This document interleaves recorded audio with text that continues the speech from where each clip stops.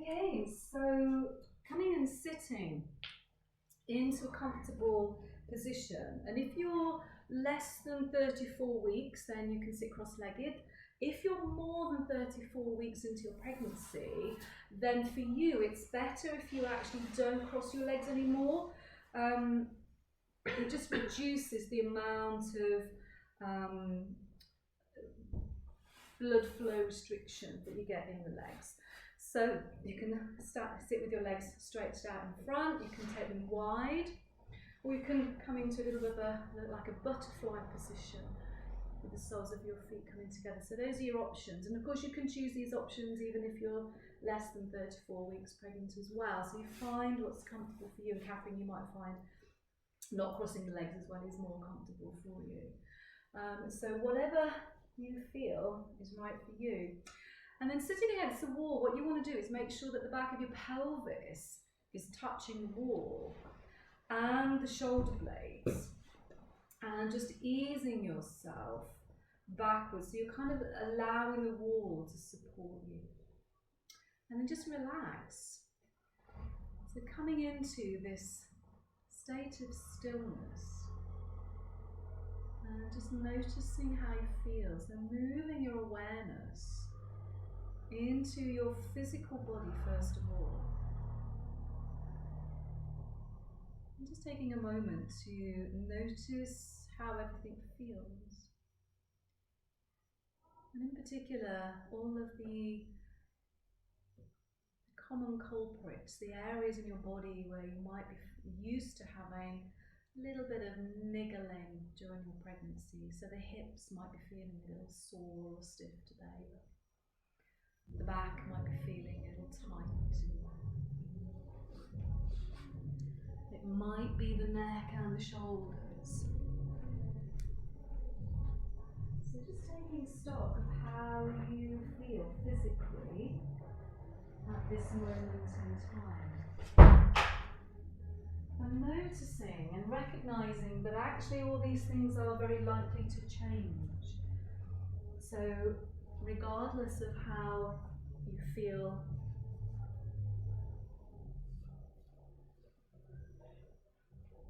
at this point in time, it's unlikely that those niggles are going to stay with you. So everything is transitory, everything changes. And then move your awareness to your mind. Notice how you're feeling mentally and emotionally. And it doesn't get spoken about very much, but pregnancy has a fairly strong effect emotionally and mentally. And so you might find that during your pregnancy there may be days or hours or weeks where you're not feeling yourself mentally or emotionally. You might find that you're feeling more angry. You might find that you're feeling more sad. You might find that you're feeling more euphoric. And this is all part of the fluctuating hormones that are currently kind of raging through your body. So again, just understanding that this is temporary. You might be uncomfortable, but it's temporary. And it's all related to the hormones. And one of the best ways that we can navigate the emotional and mental landscape is to actually just focus on our breath. So we do a lot of breath focusing during the classes. And now just move your awareness to the feeling of your breath. Noticing the way that the breath moves into your body. And where possible, inhaling through the nose. If it's not possible because the nose is congested, so again another bonus point that you get in pregnancy is sometimes really congested nostrils. So if you can't breathe in through the nose, then just gently breathing in and out through the mouth. But noticing where the breath is moving to, feel how it changes the body. See if you can expand the next inhalation more fully into the lungs. So can you gently expand the ribs out to the sides as well as into the back and into the front. And then as you breathe out, just softly relaxing.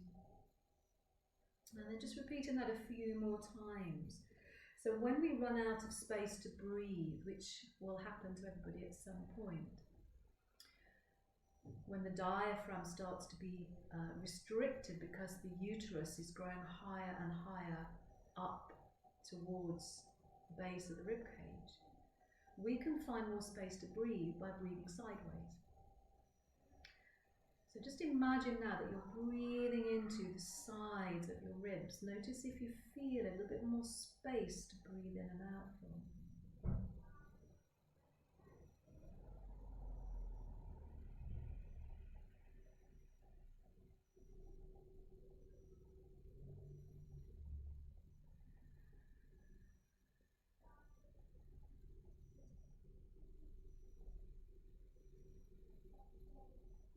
And just take one more breath.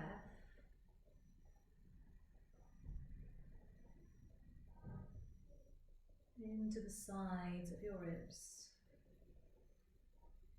And then just gently let it go. And settle back into stillness. And then gently open the eyes. So we're going to begin with a little bit of gentle upper body stretching. We are going to be taking the arms kind of backwards and forwards, so you're going to have to wriggle a little bit forwards and kind of give up your comfortable position against the wall. So just ease yourself forward. And for those of you who were sitting cross-legged, can I ask you to cross your legs the other way, please? So just changing the position of the legs. And if you're sitting with the legs out, so Catherine, do you think you'd be more comfortable sitting on a block, or you're getting a good stretch? Are you getting you're getting the stretch that you want? Yeah. Okay. Thank you. So using one of the birthing breaths that we use quite regularly in the classes, known ocean breaths. If you're new today, this breath really lengthens the time it takes you to breathe in and breathe out, so it gives you a lot more control over your breath. And when you have control over the breath, it kind of trickles down. It makes the mind work a little bit more slowly as well. So if you've got a very tumbling mind, which is very sort of stressed, and there's a lot of thoughts going on, then slowing down the breath can have the effect of slowing down the mind as well, which is one of the reasons why yoga is so popular as a sort of a stress relieving practice. So if you haven't done this breath before, it's called Ujjayi breath. So if you've done yoga before, you've done it, yeah. Okay. So it's very similar to the sound you make if you're sighing under the breath. You know when you're really fed up and you go, it's like that. But we're doing it more slowly and more smoothly. The retraction in the throat is the same that we make if we're cleaning our glasses. You know when you on your glasses, it's exactly that. So that's the technique in the throat, but we do it with the mouth closed. And then we try and breathe in using that throat restriction as well. It can take a little bit of time to get used to, so don't worry if it doesn't happen straight away. So the next time you breathe in with that ocean breath, you're going to float the right arm all the way up, and then as you breathe out, circle it all the way back behind you, and then just bring it back onto the leg. Inhale the left arm all the way up, and as you breathe out, circle it all the way round behind you. Do that a few more times. It loosens the shoulder, but you also get a little bit of a twist through the spine as well.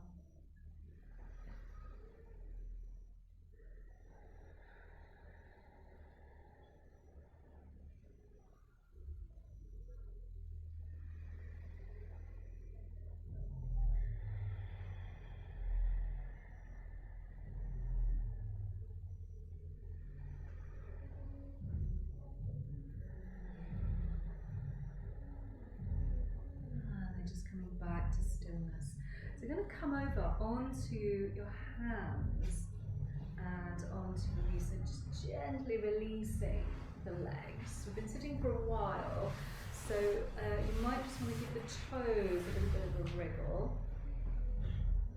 So as the weather starts to get hotter now, and for those of you who are kind of drawing towards the mid or the end of your pregnancy, we might start to notice puffy toes, puffy feet, tall ankles, all those lovely things.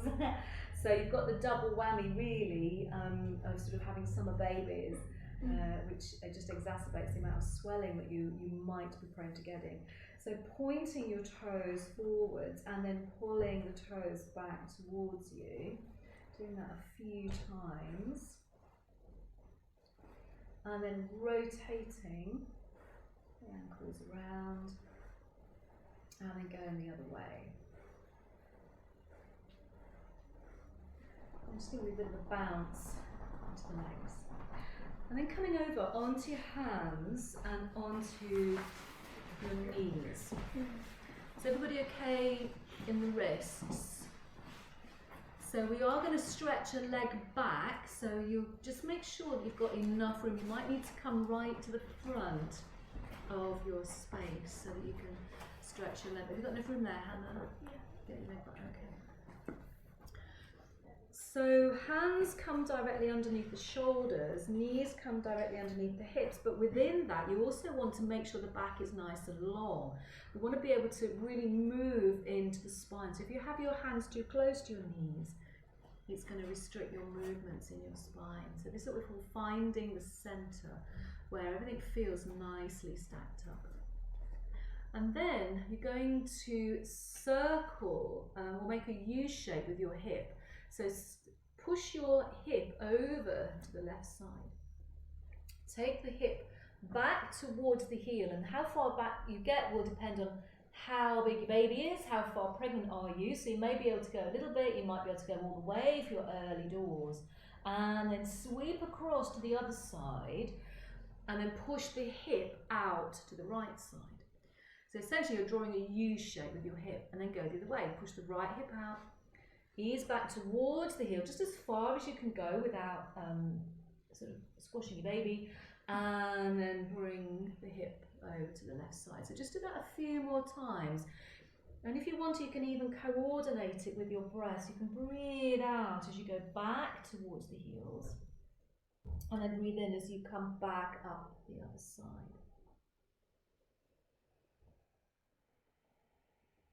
So this is one of our pelvic girdle strengthening moves. You might be able to feel it, the muscles working on the outside of the hip.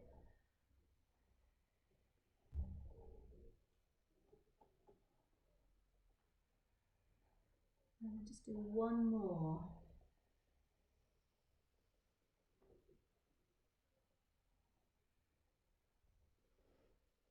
And then come back to the centre. So the next thing we're going to do is come back in a zigzag movement. So this is quite a good one for the tailbone. It's good for the pelvic girdle, but we often forget about the tailbone. And the tailbone often during pregnancy can be a little bit uncomfortable because it's defixating now, ready to move during labour. So the tailbone moves out of the way as your baby passes down through the pelvis. And if you've ever had any injury to your tailbone, your coccyx, it's going to flare up when you're pregnant. So we're going to sway. Is that you as well? Yeah. Hello. Aren't you glad you're having a baby? That's what I've always said. It's a good job babies are cute. Good job babies are cute. So. I've never seen an ugly one yet, so you're all right. So, but this is quite a good one because it can help to alleviate any of that kind of niggling you're getting in your tailbone. So we're going to start by kind of wagging the tail from side to side. And then you're going to very slowly inch back towards your heels. And again, you'll only be able to go as far as your bump will allow you to go. And what will happen is that zigzag will get kind of smaller and smaller and smaller. But you should still feel that little bit of a stretch. So right at the end, you've probably got this tiny, tiny little wag of the tail as you get all the way back onto your heels. And then push into your shins and rise all the way back up. And same thing again, so start with a big wag, side to side, and then just gradually take that wagging tail back towards your heels, and as you run out of space, you'll find that the moves get smaller and smaller. And then when you finish, push into the shins and rise up. And then just one more time. So gently easing back. So these might also help with the pushing the baby off the sciatic nerve, Catherine. So you might find a bit of relief. Nice. Yeah, does it? Yeah. So try these ones as well. So now you know what the cause is. You can kind of work it out what you need to do, can't you? I think that's part of the problem, is not knowing what is causing something. If you know what's causing, you can fix it, or you can have a go at fixing it. Okay. So from here, stretch the right leg all the way back behind you. Push the toes away. Push the heel away. Tuck the toes under. So feel that stretch going all the way into the calf muscle. So we tend to do this every week because it's the universal anti-cramp stretch, and cramp is something that is quite endemic in pregnancy. Most women tend to get it. So if you do this stretch before you get into bed at night, if you stretch the calf muscle out, it's unlikely that you're going to get cramp. And then you're going to bring the leg all the way around. So you're going to just drop the right knee inside the left knee. So crossing the legs around each other. So the right knee now is on the outside of the left knee. Squeeze your thighs together. So it's a good pelvic floor stretch as well. So grip your thighs, feel your pelvic floor engaging. Roll your spine to the ceiling. And then again, just go back as far as you can. It won't be very far, but you're going to get a little bit of a stretch into your sacrum and tailbone. And inhale, come up. Exhale, grip your thighs, roll the spine to the ceiling, gently ease back. And inhale, come up. And one more time.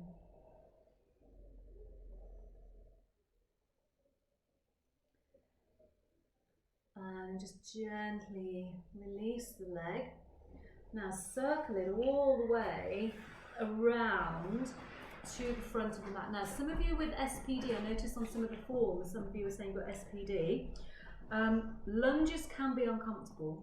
For some people it's wide legs that can be uncomfortable. So if you've got SPD, or you think you've got SPD, and it's not uncomfortable to come into a lunge, then you don't do them. We do quite a lot of them in the classes, so it's a good idea to kind of drop out of it. So what you can do instead is come with the legs together, and you can even do some work in that position. If you want to work the inner thigh by actually having a brick and doing some work here. So that's your alternative, and I can give you a brick if you want one. And then whatever we're doing with the arms, you'll do the same thing again, but you're going to be working your pelvic girdle muscles instead. So does that apply to anybody? There's usually a couple of people with SPD in the class. No, not here today. Okay, you're all good. You're all good with your lunging. Okay, so from here, press into the right foot. And then just draw the arms over the head, but lift the rib cage. Have a stretch up. So reach up through one side, and then the other side. And then reach the hands all the way back, interlace the fingers and squeeze the shoulder blades together. And just notice that nice stretch across the front of the body. One of the things that you miss when you're pregnant is back bending. You can't really do it because most back bends rely on your front. So it's quite nice, just really enjoy that stretch across the front of the body. And then release the hands all the way down. Slide that leg back, and then we're just going to do some dips. So this might set your sciatica off, so you might need to do a stretch instead of this one.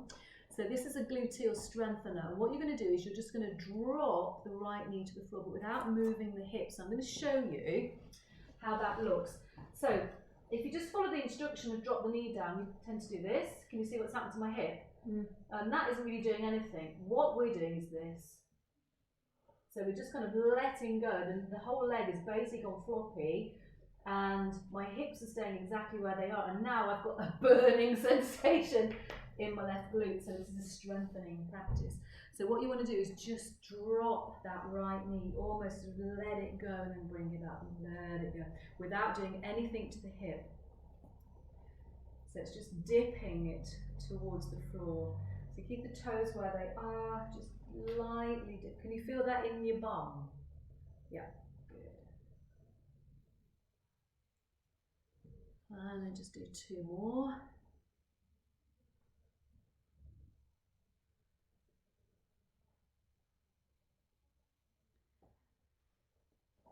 And then slide the knee all the way forwards and just stretch the back leg backwards. This is a quad stretch. So again, so quads normally get stretched when we do back bends. But as I said, we don't do a lot of back bending in pregnancy. So this is a good opportunity to stretch the quads. The quad in this pose are the muscles in the left leg at the front of your thigh. So you might find a little bit of a tug here, a little bit of a pull. They're really big muscles, and they're quite nice to stretch out. So you can just sort of rock the hips from side to side here as well, which might get into some deeper muscles inside the pelvis.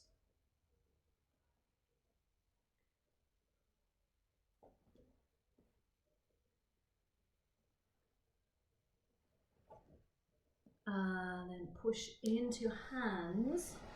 Come all the way back. And then stretch the left leg back behind you. So we're going to do all of those on the other side. So toes are tucked into the floor on the left side. Push the heel away. And we're going to stretch into the calf muscle on this side.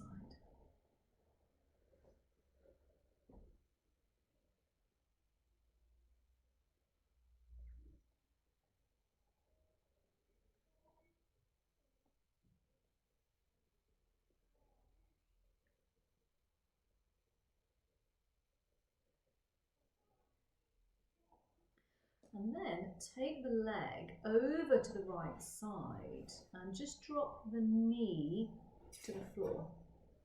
So the knee comes outside the hip. Squeeze your thighs together so you can feel your pelvic floor muscles working. Roll your spine to the ceiling and then gently take the hips backwards as far as they're comfortable will go. And then inhale, rise up. Exhale, grip the thighs, round back, ease the hips towards the heels. Inhale, rise up. And again.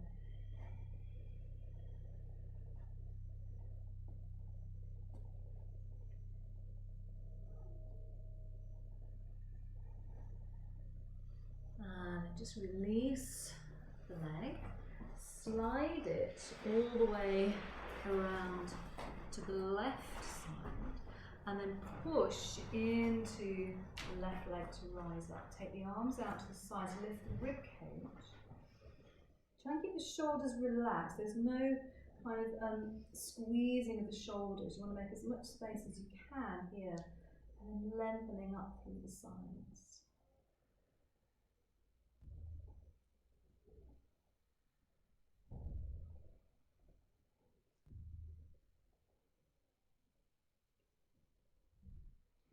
And reach the arms all the way back behind you. Interlace the fingers and squeeze the shoulder blades together. And then just really enjoy that stretch across the front of the body.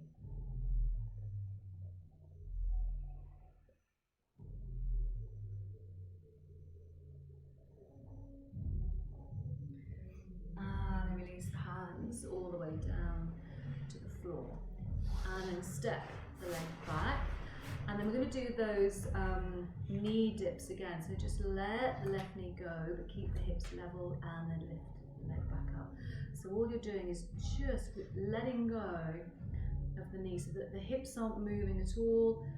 And it's the opposite hip that you normally get the sensation in, because that's the one that's now gripping to try to provide stability.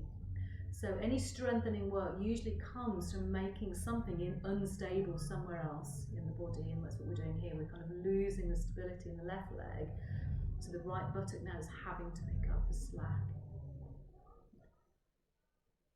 I'll just do one more.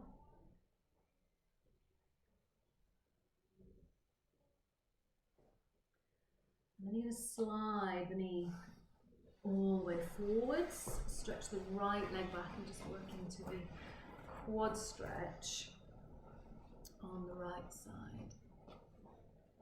And just noticing how that feels on this side. Is it different? Is it tighter? Is it looser? And you might want to just rock the hips gently from side to side to get deeper into the hips.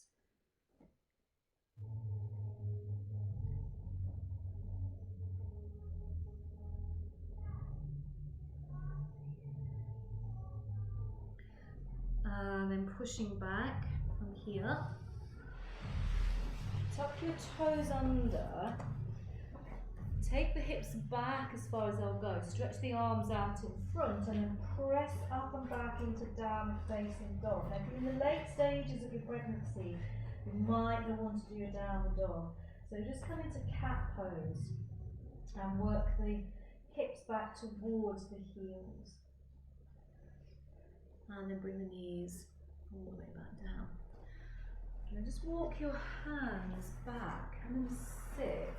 And then stretch the legs out in front. I'm just going to put these, I hate turning the sun out. It's absolutely blinding me where it's hitting the screen. Okay. So, taking the legs out wide. And you're just going to shift the weight from one sitting bone into the other sitting bone. And I want you to really feel, particularly, the gap between the two sitting bones. So as you shift your weight from one side to the other, I want you to visualize how much space there is between the two sitting bones. So this is the actual size that you have for your baby to come out. And it's quite a good exercise to do, because we often think that, you know, we've only got a sort of vagina-sized space to birth a baby, and that's quite worrying, isn't it? You know, because the vaginas are not very big, babies' heads are massive. So this is a good exercise to actually feel, because all the soft tissues will stretch. They will expand and they will stretch during the labour. The only physical impediment to birth are the bones. It's the bony structures. And in terms of your pelvis from side to side, this is the space that you've got. So if you've got quite a nice bit of space there between the two sitting bones, you can go, ah. So I don't know how much is a nice amount of space. Right? Big as a baby and it came out, but bigger than a vagina, I would say. Yeah, and the interesting thing is that all things being equal, which they aren't always, babies tend to follow a genetic structure. You know, the only time it doesn't work is if you have a 4'2" mom and a 6'7" sumo wrestler husband. I mean, that's when, you know, the mom might have a baby that's potentially too big for her pelvis. But generally speaking, you know, the genetics will dictate that you'll have a baby that is pretty much, you know, going to fit through your pelvis in most cases. That's the logic. Okay. So now taking the arms up over the head, interlace the fingers, push the palms away, and push your heels away as well to give you a little bit of stability. Breathe in here. And then as you breathe out, just ease over to one side. Feel the length in the side of the body. And then inhale, come back to center. And then exhale. Move to the other side. And inhale, come back to the centre.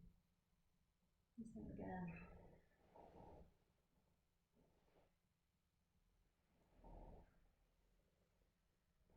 And exhale to the other side. And inhale, come back to the centre. And then just relax. Hands down. And then just walk the hands forwards. And you can find a little bit more space by sort of rippling and unwinding the spine. So just finding where you're tightest and see if you can kind of undulate in and out of those tight spots.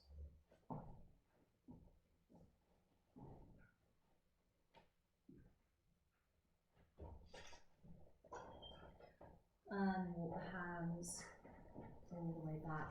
And it's quite nice to just gather back to the knees up. And then leaning backwards with the feet quite wide. And then just rock them both to one side. And then rock them both to the other side. So this gives you an internal rotation as well as an external rotation. So that you might feel quite nice and the hips if they're a bit tight. So usually on a Monday night, that's when you don't get cramp, you don't get hip ache, and you get a good night's sleep for all of the reasons of what we're doing in the classes. Okay, so the next time you take the knees to one side, you kind of just push yourself up, and then we're going to come back up onto the hands and knees. You can use that as a starting point, and then we're going to gently uncurl to standing. So you're going to keep the toes tucked under. Make sure that your knees are wide enough to accommodate your baby, and then walk your hands back. Lift the knees up off the floor and then drop your heels to the ground. Keep the knees really bent and slowly uncurl. Okay, so just going to do a few little movements standing. So I would advise having some water because it's very hot in here. So has everybody got water? If you haven't, there is a kitchen next door where you can go and grab some water if you haven't got it.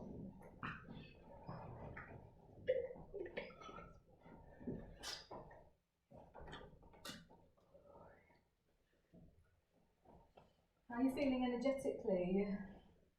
Tired? Very tired.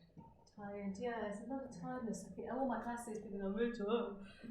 So, I don't know what that's all about. It's the stress of life. Oh, that's the wrong way, isn't it? Okay.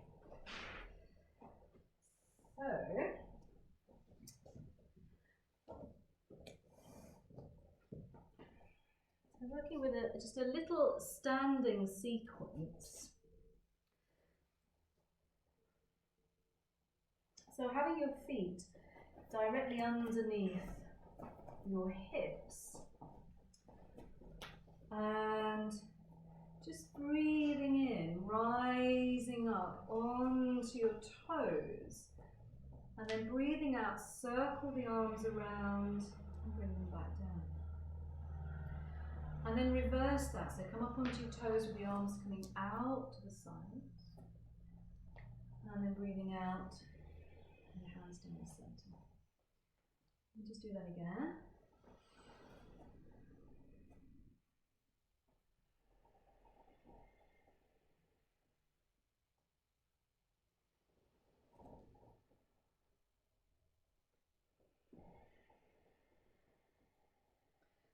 And then we're going to come into some squatting. So again, if you feel that that's going to set your glutes off,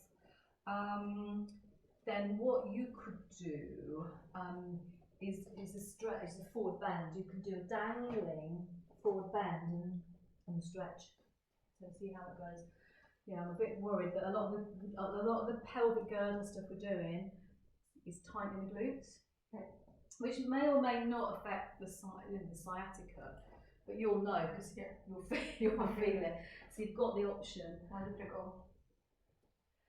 So, particularly if you want to do a lot of work strengthening your pelvic girdle, if you know you've got pelvic girdle pain, SPD, or you know you've got a weak pelvic strength, then it helps to actually put a brick in between your thighs, and then you can work the adductor muscles as well. So I've got quite weak glutes, and I think it's just something that's quite endemic, and you know, I've been doing it for 30 years and it hasn't helped.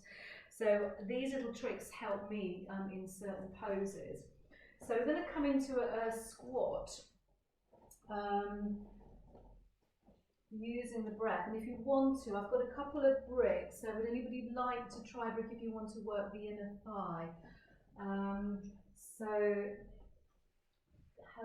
it's just quite nice to have something to grip against. If you're not finding it's gripping, you might need to turn it the other way so it's a little bit wider, if that makes any sense. So you've got something to grip against. Okay, so we're going to use the ha breath. This is another of our birthing breaths. It's quite fierce, it's quite powerful, it's like a silent roar.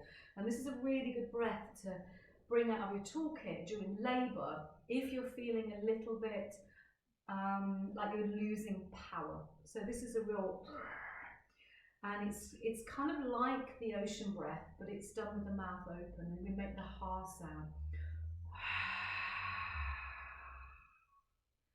So you've still got that control over the breath, but it is a little bit like a roar, isn't it? I kind of think it's a great breath for birth, thinking of like, you know, the lioness, goddess woman birthing her children. It's a really good one to pull out when you need it. So you're going to keep the heels on the floor. We're going to inhale, take the arms up over the head, and then with your silent lion's roar, just coming down, bringing the arms just to chest height. And then as you inhale, push your feet into the floor, zip up your pelvic floor muscles, and then come down again with the active breath. Feel the power that comes with that breath. We're going to do it 2 more times, but if you feel it's not working for you, then you give it a miss.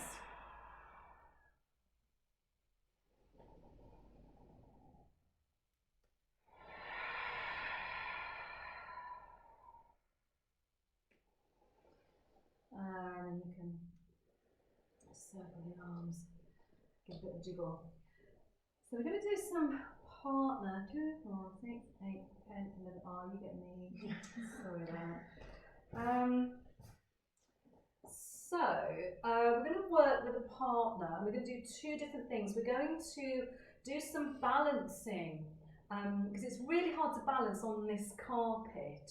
So Imogen, do you want to come stand next to me, and I'll show you what we're going to do. So you don't need your mats, so you can probably roll the mat up. And we're going to sort of support each other by bringing our hips together, because we're going to take the outside leg away. So there'll be the perfect position where you take the outside leg away, and we're going to lean in towards each other. And then you're going to hold each other around the waist, so bring the inside arm. So if you bring your inside arm, okay. And then, so this is going to be our standing leg. We're going to do some work, just kind of circling this leg around. So it's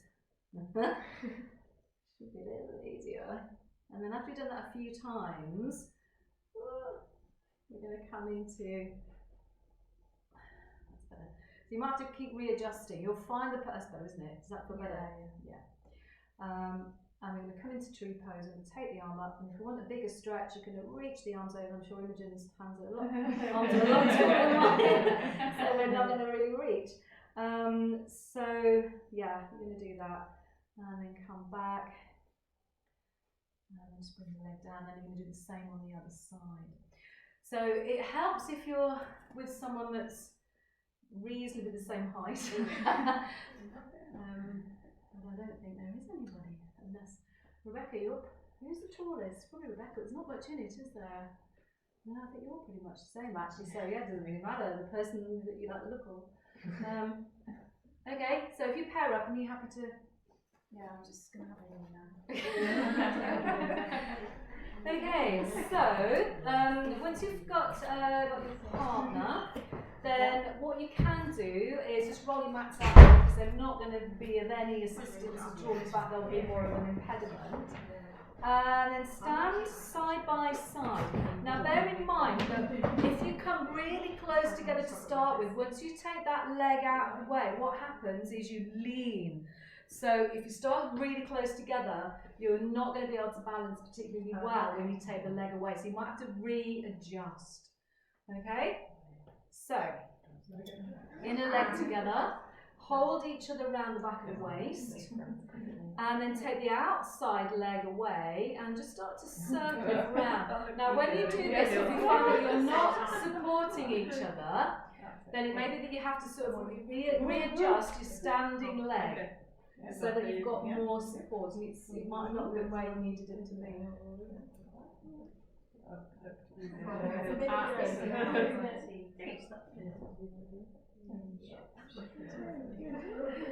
I'm going to reshuffle this leg. You're standing there. There you go. Now I can. I'm so I'm holding your waist so tight right now. Yes, like. Okay, so once you've kind of loosened that leg off and you've found your balance, you're going to bring the outside leg up. Now, you can put it over the shin.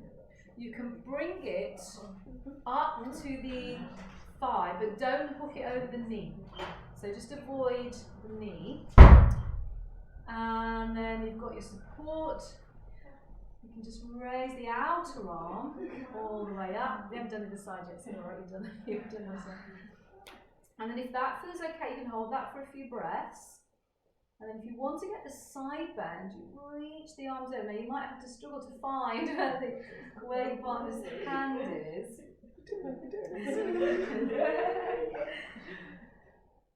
Pulling the hands together. So Kat, will your knee come out to the side? Or yeah, it will. Yeah, it will. Okay, and then you can release the hands first, release the knees, then come down a bit, jiggle.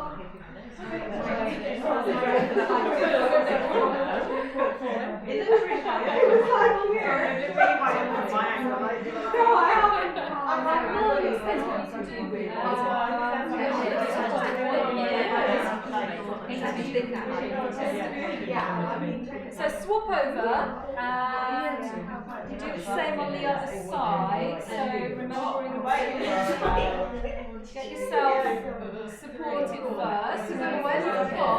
Balance.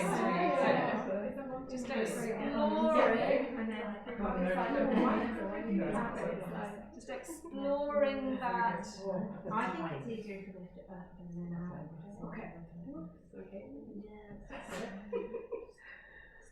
Okay. Breathe. Out.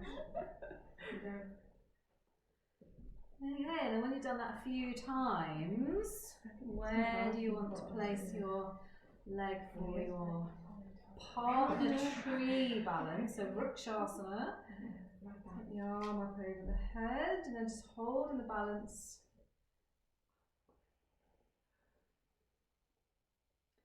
And as you want to bring the hands over to touch. Oh, there.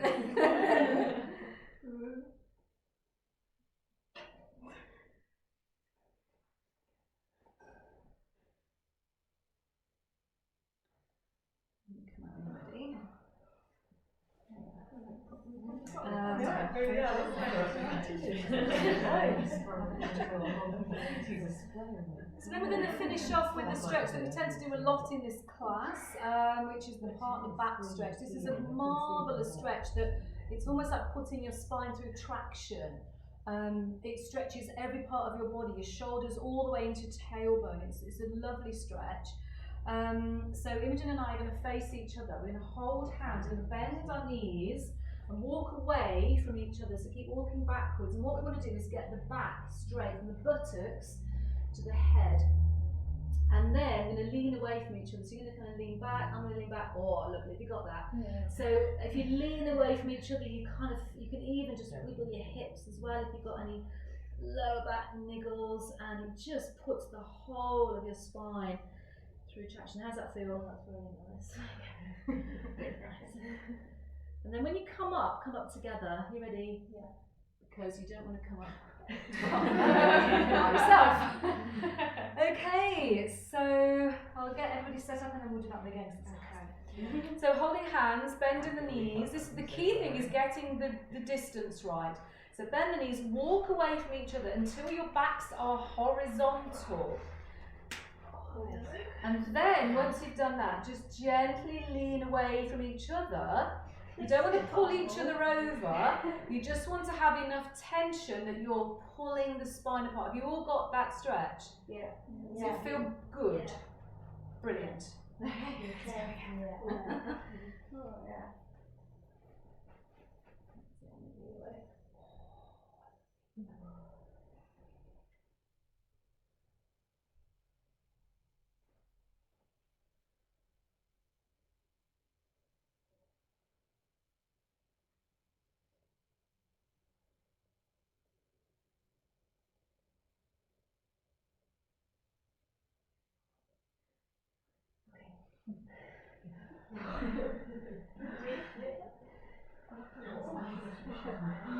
Oh, yeah.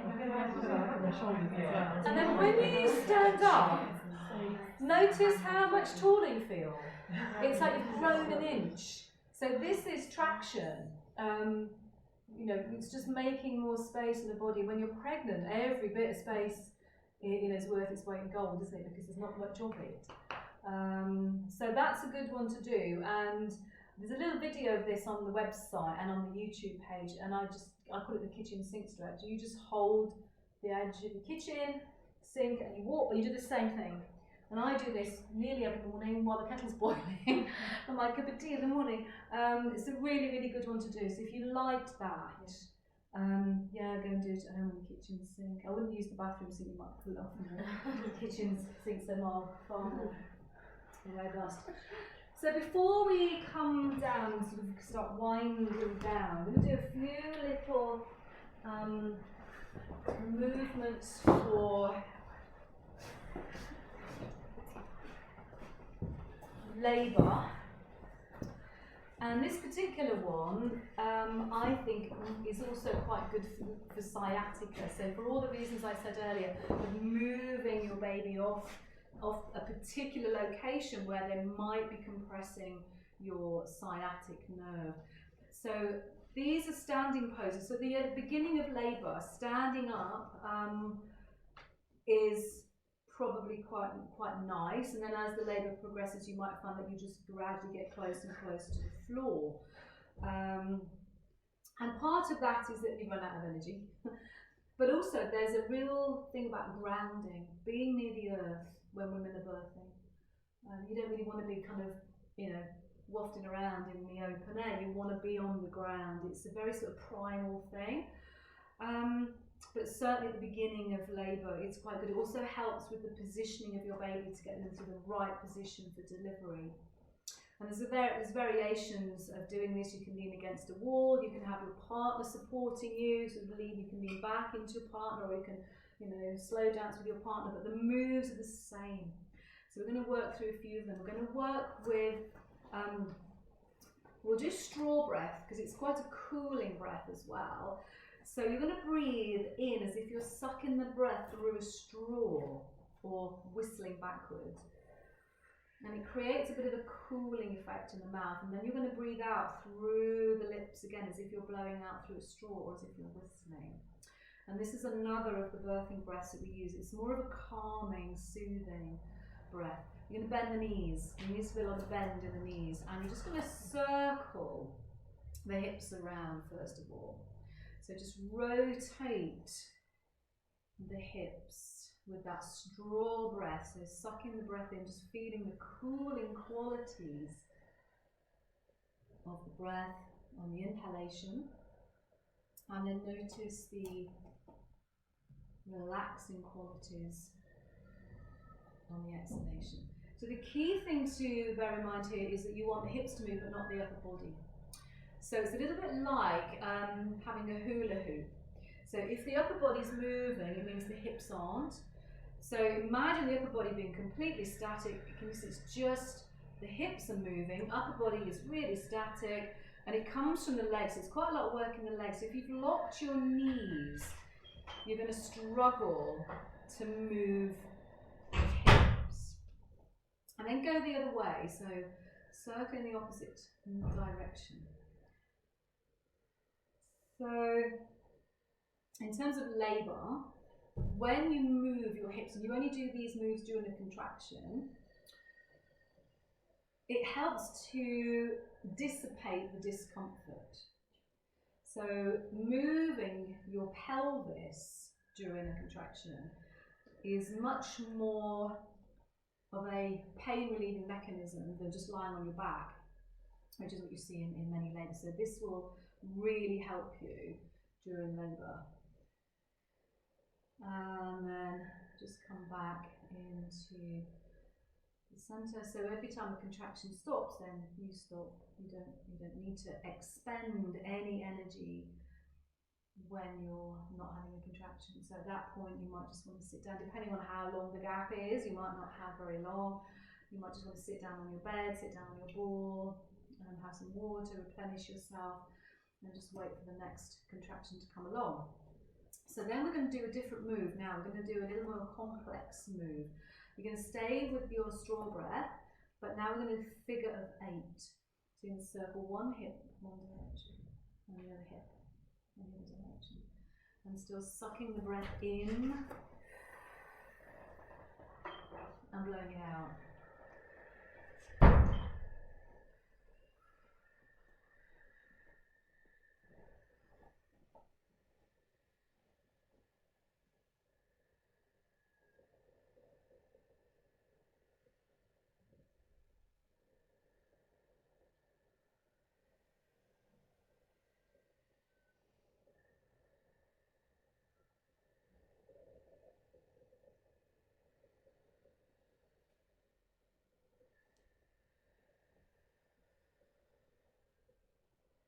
And then see if you can go the other way.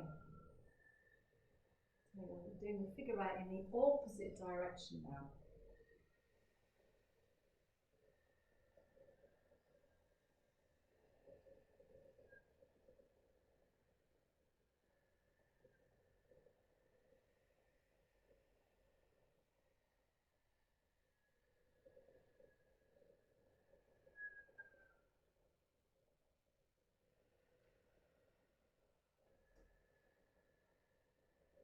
And you can just kind of wind that down until you come back to stillness. And just bring this in. Okay, so we're going to gently curl down from here. So just gently easing all the way forwards. And stretch the legs out in front. So we're just going to finish with a couple of pelvic girdle tightening moves. So I'm going to come sideways so you can see these. So some of you have done these before. They're very, very effective. The clamshell, which means you're going to lie on your side. It doesn't matter which side you lie on. So if you want to just lie so that you're facing in. And you're just going to prop your head up on your hand.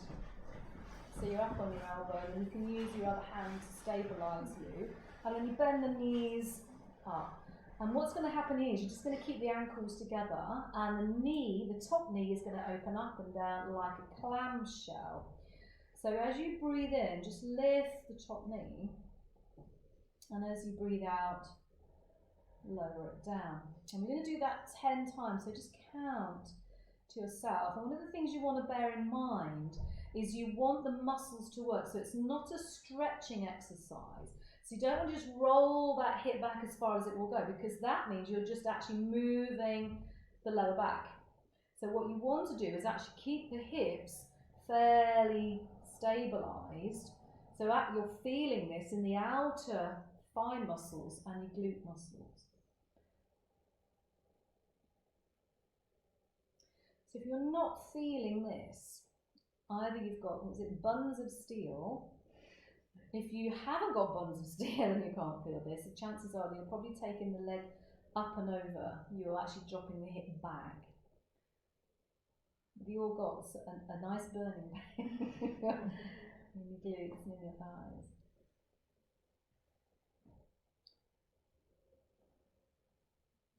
And when you've done your 10, because you're all counting to yourself, that's about 10, isn't it, Andy? You're going to straighten the top leg and bring it parallel to the floor. And then just move it forwards. And then move it backwards. Just about a few times. So the weight of the leg, because the leg is extended, puts more work into the hip and into the glutes. So what we're doing here, this kind of range of exercises, is working all of the muscles that surround the pelvis. And they're called the pelvic girdle muscles because they create a girdle around the pelvis.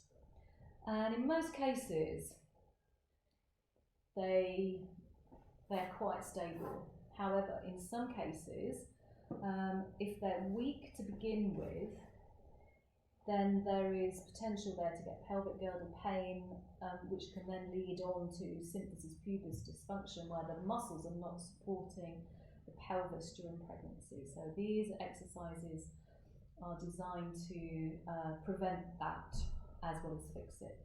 Okay, so just relaxing that, just feeling that heat and that burning in the left, well, whichever side you did. And then push up. And then switch the legs out in front. So before we do the side, I'll just do a little stretch. So stretch the legs out in front. Take the top leg, bring it all the way over. So how far round can you bring that leg? And that will be dictated to by how tight the hips are, but also how far pregnant are you, because your bump might be a bigger obstacle than the tightness in the hip. So for some of you, particularly in the earlier stages of your pregnancy, you might be able to get the left leg under as well and come into the double leg position. As you kind of get further into the pregnancy, it gets a little trickier because you've just run out of space, basically. So you're going to stay with one leg over. And then you're going to give a little bit of massaging into the sacrum. So this, I'm going to come around so you can see. This is a really good stretch of the sacrum. So we've talked about the tailbone, and we've talked about the pelvic girdle muscles, but there's a joint here, either side of this triangular bone, your sacrum in the back of the pelvis. And this is also defixating during your pregnancy, and it's very congested here, and you often get a lot of niggling and pain here. So we're going to rub it, and we use the knuckles, and we're going to give it a good rub. And you might find that that alleviates any discomfort that you might be experiencing in your sacrum.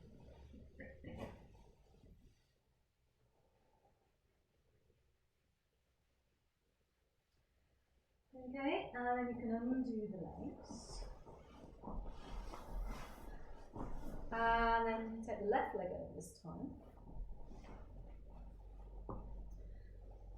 And you may or may not be able to bring the right leg underneath, so you can decide whether you're doing one leg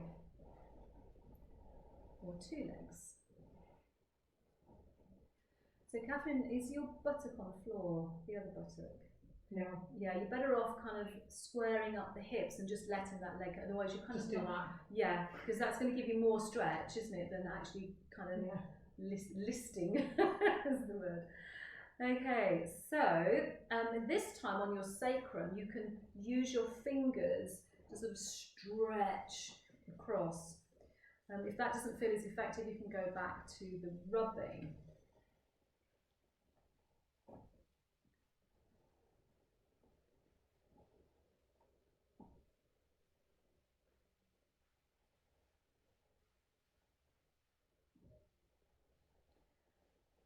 Okay, and then undoing, stretching the legs out, giving them a bit of bounce. So again, those muscles very rarely, we've done quite a lot of work on strengthening them, but they don't often get stretched either.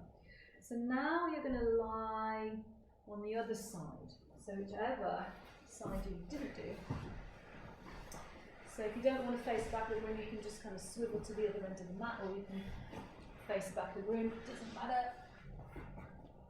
And then support yourself with your elbow onto the head, bend the knees up, keep the ankles together, and as you breathe in, just take the knee up like a clamshell, and then exhale, drop it down. You're going to do 10 of those.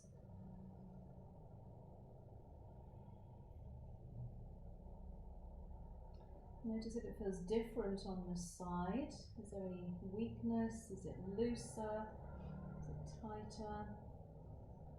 And also just checking that you're not rocking the hips backwards. So the hips need to stay exactly where they are, otherwise it's more of a twist in the hip, in the spine. If the hips are moving backwards, you're twisting the spine rather than actually working these gluteal and hip flexor muscles.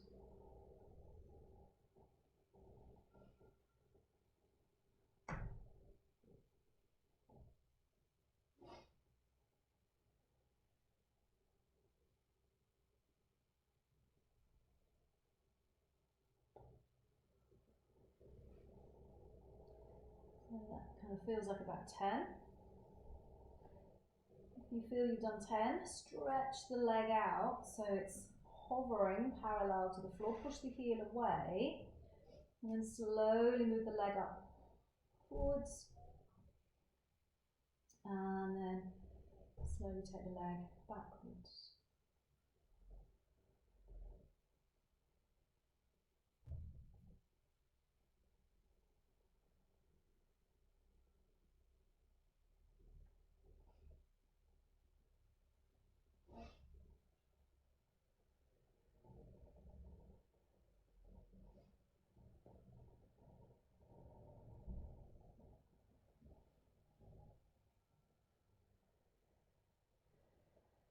And then when you've done that, you can just release the leg. Okay, nothing more to do now. You're just going to lie down for 10 minutes. So you can choose how you wish to lie down. You can sit against the wall if you don't want to lie down. If it gives you backache, if you've got nasal congestion, you can sit up against the wall. If you're less than 20 weeks pregnant, you can still lie down on your back, providing it's still comfortable. After 20 weeks, you'll need to come and lie on your side. And it doesn't matter which side you lie on, right side or left side is both okay. And then you can use all the various equipment to support you wherever you need to. So if you've got any niggling in the pelvis, then placing a block between your thighs can be quite comfortable. So if you haven't got one and you'd like a block or a break for your thigh, then just give me a little wave and I'll bring one over.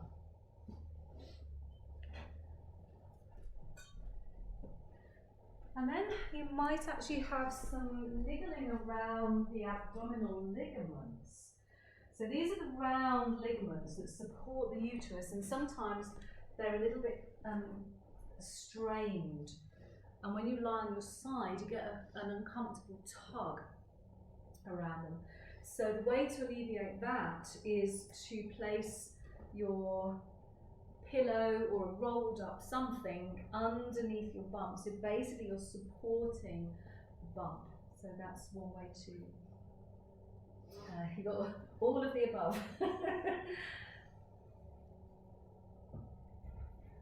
And then you can just rest yourself into the most comfortable position that you can find. So once you have found your comfortable position, just letting your awareness rest on the breath. So just begin to gently notice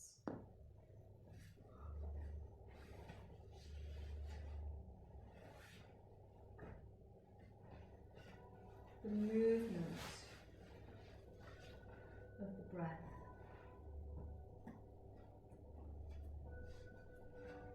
So without changing the breath,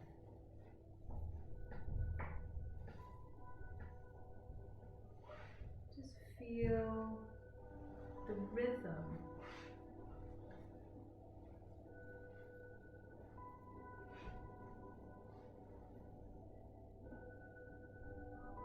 Notice the wave of inhalation and the wave of exhalation. So when we breathe in and out, it mimics the tides of the oceans, the movement of the water rolling in and rolling out. And our breath is also a really strong link that we have with our baby. So the breath that we take in gets transported through our circulatory system into our baby. And as we breathe out, we're exhaling the depleted gases, not just from our own body, but also from our baby.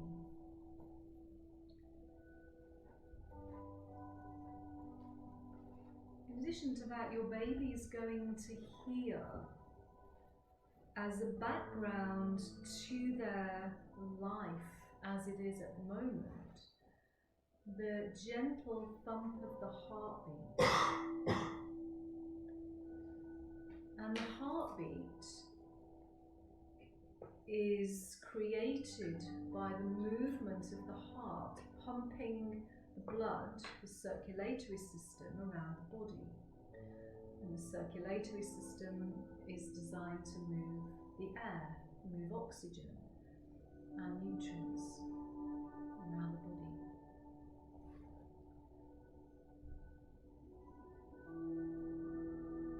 So whenever you breathe,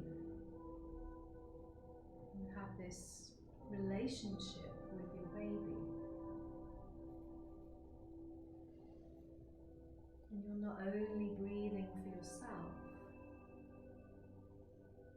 but also breathing for your baby.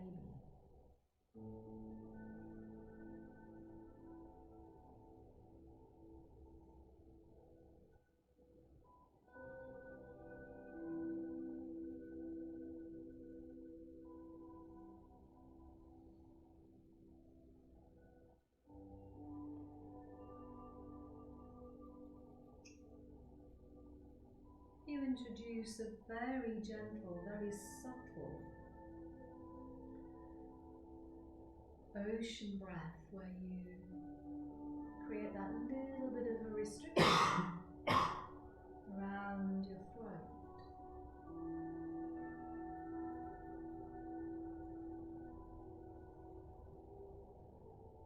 Then you might recognize more clearly this oceanic sound, the sound of the waves gently rolling in and rolling out.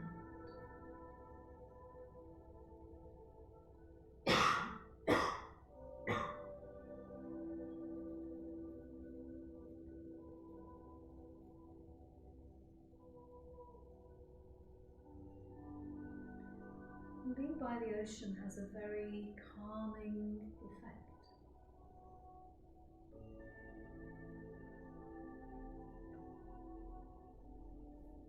So if you just visualize now, imagine that you are actually by the water. Just visualize yourself to be somewhere near the ocean, maybe a place that you're familiar with, or you can just create the image of the beach. And in synchronization with the flow of your inhalation and your exhalation, just Just visualize the waves rolling in and rolling out.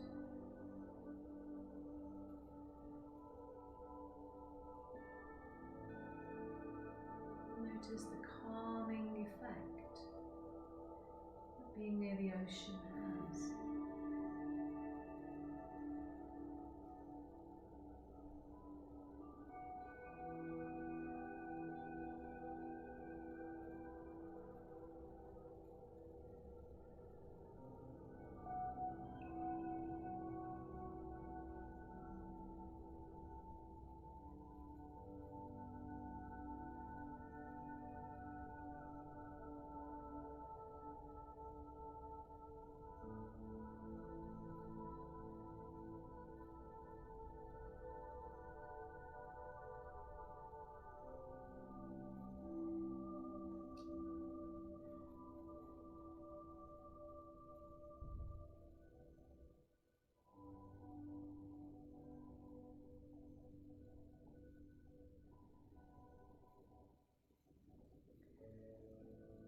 And then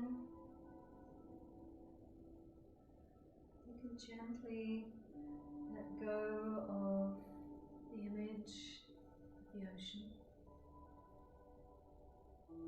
Gradually draw your attention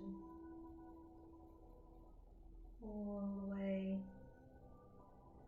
back into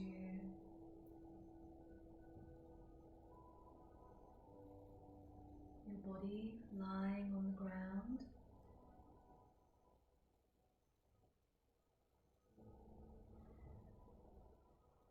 Become aware of the room that you're lying in. Become aware of the people who you are lying next to.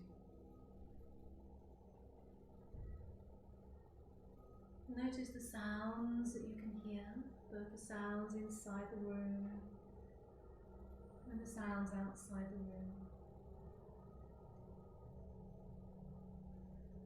And then begin to take a few simple movements, so moving your fingers, moving your toes, and then maybe stretching your ankles and your wrists, gradually waking yourself up and moving your body however you want to, and gradually in your own time working your way back into a seated position. If you've been lying on your back, then make sure that you lie on your side before coming all the way up to sitting.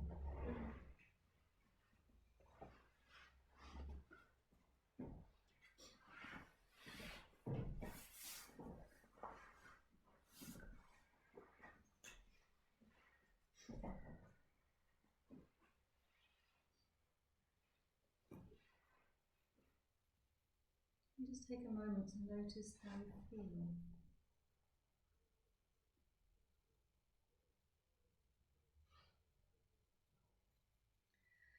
And then just take the arms up over the head, have a bit of stretch and reach through all the sides. And hands down into the heart space. We'll close by chanting the three sounds of Om, R, U, So these three sounds resonate in the physical body, the subtle body, which is the energetic part of our body, and also the mind, but they're also going to resonate for your baby as well. So if you'd like to join in, take a breath.